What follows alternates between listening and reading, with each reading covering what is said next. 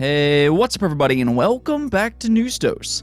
So it sounds like Sony is preparing to expand the PlayStation business in the future. Now, I don't think this is necessarily overly surprising because, there's been writing on the wall for this for quite a while, but it is really interesting hearing PlayStation's boss suggest that they are looking to expand the PlayStation business in the future. So we're going to dive into that topic later in the video, and also it does sound like, unfortunately, some shipping dates for the Nintendo Switch OLED is being delayed. Yeah, this is very unfortunate for those who've pre-ordered the Nintendo Switch OLED, so we will go over all of that as well.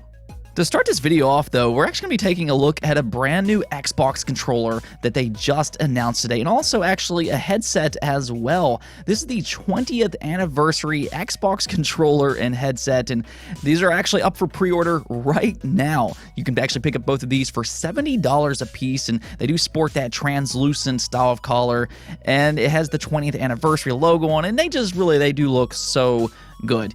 And Xbox, they do this type of stuff quite a bit. It seems like almost every couple of months they have a new controller, a new special edition controller that they have to announce, and they more often than not just seem to look so good. Really, by this point, it's gotten to where these controllers, they look so good. They make great display pieces, and there's some legitimate collectors out there that just buys up all of these controllers and just displays them across the room. I know for myself personally, I don't really need these controllers, but because they look so good, I kind of want them. And that whether that be with the 20th anniversary controller or for the Forza Horizon 5 controller that releases next month, that one looks really, really good. Xbox, they just know how to make good looking controllers, and I really think that this 20th anniversary controller falls into that category. Like I said before, though, the pre-orders are live right now. They are $70 a piece, and they will release on November 15th. Next up, let's go and talk about Metroid Dread here for a moment, because reviews did start to go live yesterday, and it's looking like Metroid Dread is yet another Game of the Year candidate. Now, I know that there's a lot of excitement for this game, and personally, I'm really excited for it myself. It's probably my most anticipated game for the rest of this year, alongside Halo Infinite. Really excited for both of these games here. But yeah, Metroid Dread is looking like a legitimate Game of the Year candidate. It's right now sitting at an 88 overall score on Metacritic with 54 critic reviews. That puts it right in line with Ratchet & Clank Rift Apart as well as Psychonauts 2. And when you kind of hear that list, it's really kind of crazy to think about that these are your Game of the Year contenders for 2021. Fans who grew up in the 90s and early 2000s, I feel like this has just been such a fantastic year in gaming. Psychonauts 2 was absolutely amazing. I really enjoyed Ratchet & Clank Rift Apart a lot, and now here we are seeing Metroid finally, after years and years of waiting, it's finally returned, and it seems like it's more than just a worthy successor. And that is something that I did kind of notice with the reviews. I'm not going to go into great detail because, spoiler reasons and everything. But if you did play Metroid 1 through 4, you're probably going to get more out of the story than what some newcomers will. But the gameplay sounds phenomenal and probably the best Metroid has ever controlled. And it's also a little bit faster paced. I think that this, once again, and we've talked about this several times, and I know it's a big topic really with a lot of people in general, but I still do 100% believe that Metroid Dread will end up being the best-selling Metroid game ever, or at least until Metroid Prime 4. With this game reviewing so well, I think it just further solidifies that, yes, Metroid Dread is going to have a big debut. We've been seeing it throughout much of the year. There's a lot of excitement around this game right now. There's a lot of newcomers, they're trying out some of the older games right now. We saw that over on the Wii U. People are picking up secondhand copies over on eBay a lot more right now. And then also, with the Metroidvania genre just as a whole really exploding in recent years, everything seems to be set up perfectly for Metroid Dread. This game's going to be a pretty big-time seller, and I'm pretty confident in that. Now, maybe it doesn't happen, and you guys, I welcome it. If you guys want to come back and laugh in my face, yeah, you can absolutely do that. But right now, I am pretty confident that Metroid Dread will be the best-selling Metroid game in the entire franchise. Now, since we're on the topic of Nintendo, Metroid Dread is not the only big Nintendo thing that's releasing tomorrow, because it actually releases side by side with that Nintendo Switch OLED. Of course, like every other console that's in the market right now, this thing has been selling out incredibly fast. It's going to go up on the market, and people are going to purchase it on whatever website, and it'll sell out within minutes. We've seen that with the Xbox Series, we've seen it with the PlayStation 5, we've been seeing it with the Nintendo Switch OLED as well. So if you got a pre-order in, I'm sure you're probably feeling pretty happy about that right now. But unfortunately, it seems like Video Game Chronicles did some digging around, and it looks like quite a few customers are reporting that they're seeing shipment delays. Now, according to Video Game Chronicles, they say that this includes countries in the UK, the United States, and Australia, all of which are expressing concern about being left in the dark over the status of their purchase.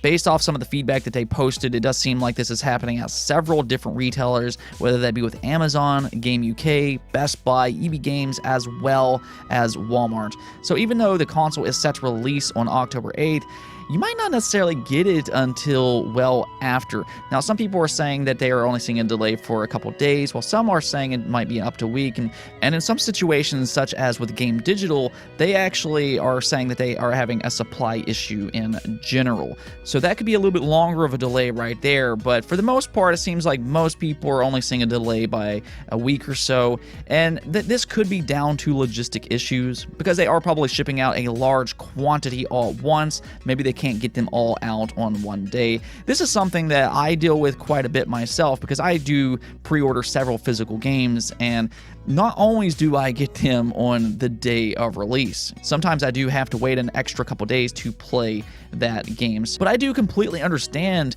the disappointment when you see your item get a shipment delay. And in some situations, like one person said that they might have their console delayed over at Best Buy until October 22nd. That's actually a pretty long delay right there, and that would be majorly disappointing for sure. But yeah, if you do have your Switch OLED pre-ordered, you might want to go check out your shipment date for that item. And actually, in the comments below, let me know if you're experiencing some kind of delay as well, whether that just be a couple days, a couple weeks, or if you also received that infamous message of a supply issue.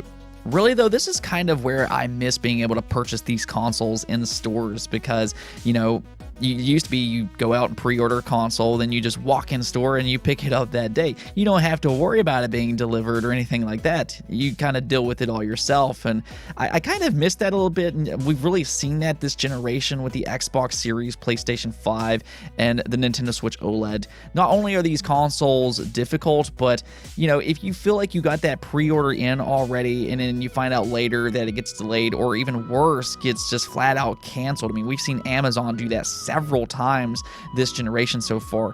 That is just majorly disappointing, and yeah, kind of miss being able to purchase these consoles in stores, to be honest.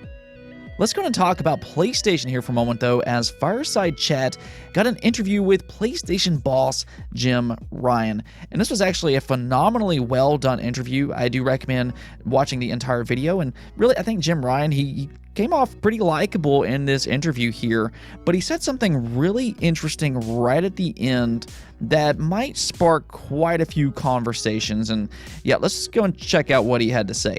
I would like to see a world where the games we make at PlayStation can be enjoyed by many tens of millions of people, perhaps hundreds of millions of people. Because right now, success with the existing console model, a really great PlayStation hit, you're talking 10 or 20 million people able to play that game. And if you compare that, and we're talking about games stacking up against music. We're talking about games stacking up against movies. Music and movies, they can be enjoyed by almost limitless audiences. And I think some of the art our studios are making is some of the finest entertainment that has been made anywhere in the world. And to kind of gate the audience for the wonderful art, the wonderful entertainment these studios are making, to get that audience for that at 20 or 30 million frustrates me. And I'd love to see a world where hundreds of millions of people can enjoy those games. Now, that was a pretty long statement, but what this kind of boils down to is that it sounds like PlayStation definitely wants to expand the PlayStation model. Because one very specific thing that he says here kind of stands out, because he says, because right now, success with the existing console model a really great PlayStation hit, you're talking 10 or 20 million people able to play that game. So he seems disappointed that you only have access to so many people by releasing games on just a console alone. So what this means is, yeah, they're going to want to expand this business, and we've already kind of been seeing that here in the last year or so. Very obviously, they're moving over into PC gaming. They've released several of their PlayStation 4 titles into PC, and it doesn't seem like they're going to slow down on that at all. I mean, in fact, they just acquired a PC porting studio, being Nixxes. They're going to bring more of their PlayStation library over to PC. Now, so far, they've really only kind of stuck with PlayStation 4 games, but it'll be very interesting if they start to decide to bring their PlayStation 5 games over to PC as well. And I think that we are kind of going into that direction. I think it will happen eventually, though I don't know if they'll ever do that day and date with their console release. Another thing, though, that we've kind of been hearing about is they're going to be moving more into cloud gaming as well.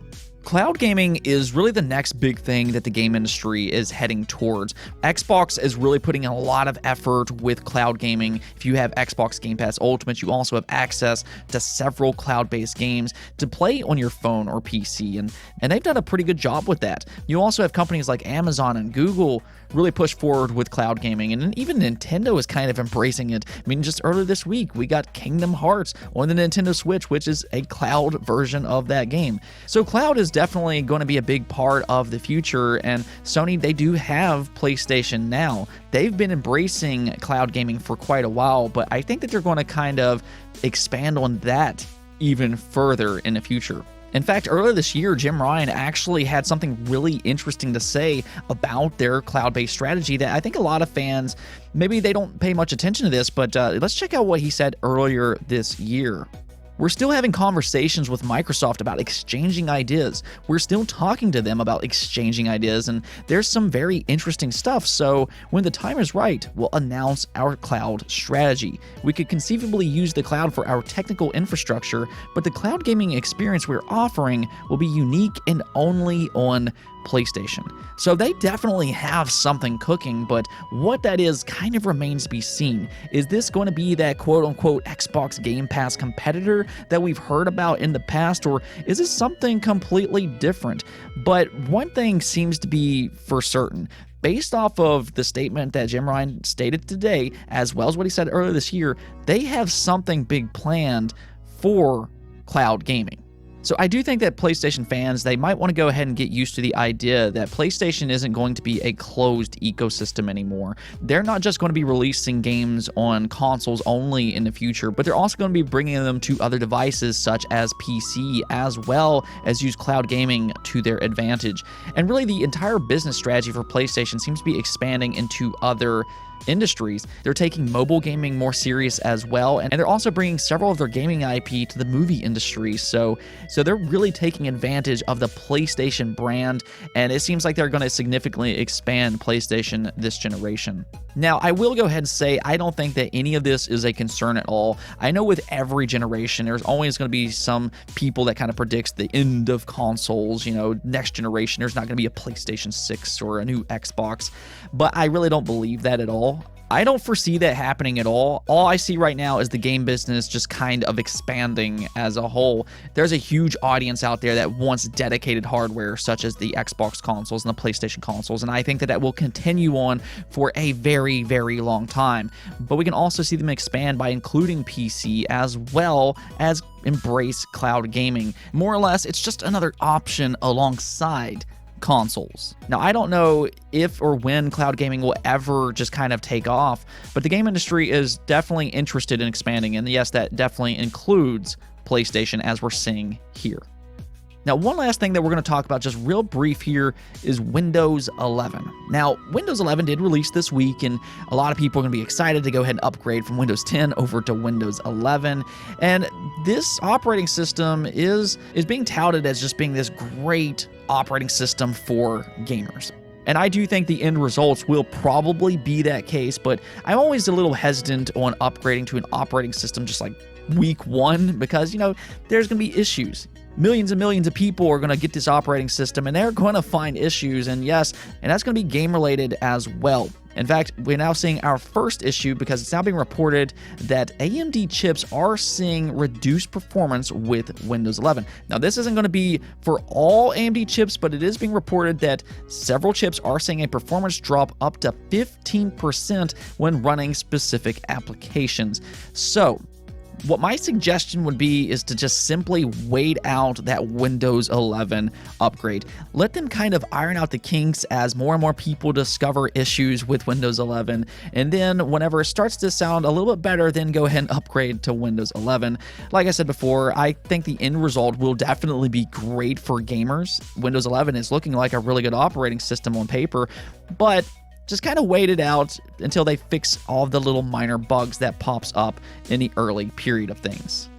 Let's go and take a look at the poll of the day, though, where I asked you all, do you believe Halo Infinite needs a Battle Royale game mode? This is something that Dr. Disrespect brought up about a week or so ago, and I kind of scoffed at it because I really disagree with this. But I wanted to know your all's thoughts about it, and well, 80% of you said no, Halo Infinite does not need a Battle Royale game mode, though 14% of you, though, did say yes. Now, looking through the comments, it doesn't seem like all of you all are just absolutely against the idea of Halo Infinite having a Battle Royale, but like me, you all don't necessarily think it needs a Battle Royale game mode.